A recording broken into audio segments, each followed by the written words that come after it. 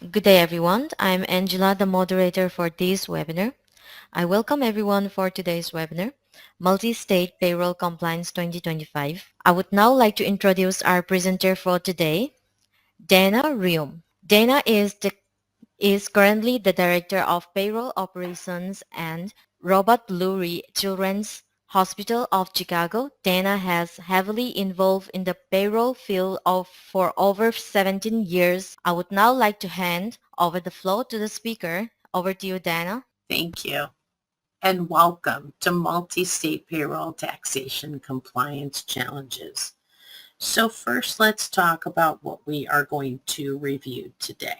We're going to spend a good time on the three main areas of multi-state taxation, starting with residency, and what does that mean to understand an employee's residency and the criticality of that information. We're then going to dive into reciprocity agreements. What are they and what are they not?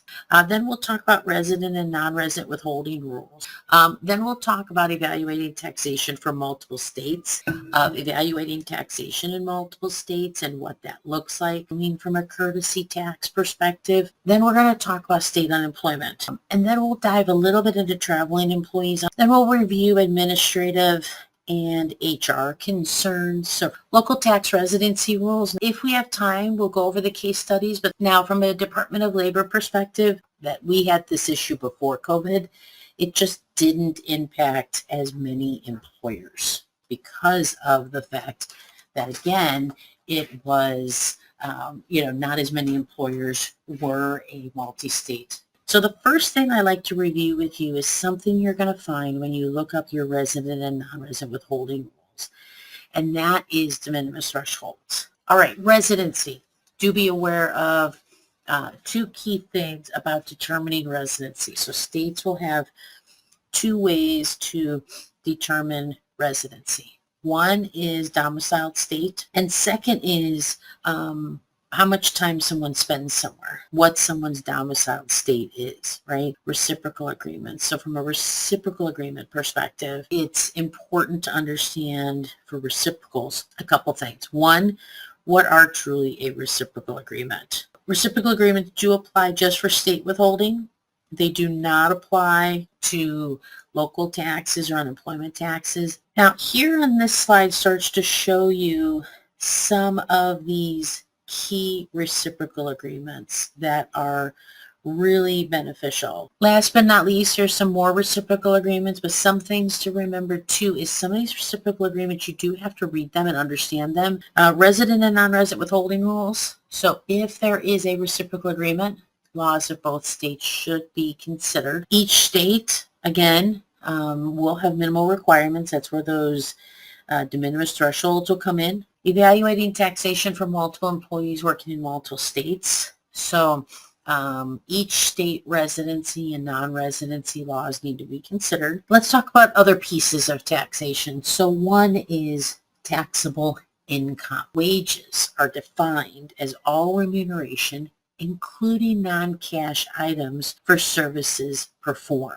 All right, state withholding concerns. So some key things, the state withholding forms. Many states limit the number of withholding allowances that may be claimed. From a courtesy taxation perspective, these are situations to where you as an employer does not have liability. So you have not established nexus in the state unemployment. So for state unemployment, if services perform services more than one state, it is a 4-part common law test or an ABC test. So you're always going to do unemployment for the state the employee is working in. Is that state unemployment insurance or SUI? Traveling employees. So for this purpose, under Tax Turtles IRC Section 162A2, it does allow for ordinary and necessary travel expenses to be excluded from taxation as long as the employee is away from home. Principal place of employment is, right? Because the IRS kind of looks at it as, where do you go for your principal place of employment? That is your residence. All right, administrative concerns. So from an administrative concerns perspective, do you know where your workers are? What happens if you comply in each state? I promise you, if you comply in 48 states and not the 49th, that definitely will have an impact. All right, human resources. So from a human resource perspective, who will pay any additional tax? Local tax residency rules. So from a local tax perspective, each local does need to be considered. All right, I always get asked in this session, hey Dana, where do I find some of these useful resources? Again, these case studies are for you to reference after today's session as just a review. Wage and hour, I do want to remind you, I'm not going to go through all these slides in here. This is good information for you to kind of watch what the trends are in wage and hour. Deductions have become a hot topic. All right, so we covered a lot of information in a short period of time. I hope you found today a good use of your time and got a lot of valuable information out of today's session. And I want to say thank you very much for your time, and I wish you all a really pleasant day ahead. Thank you, Dana. That concludes all the session for today. Thank you everyone for participating. You may all disconnect now. Have a great day.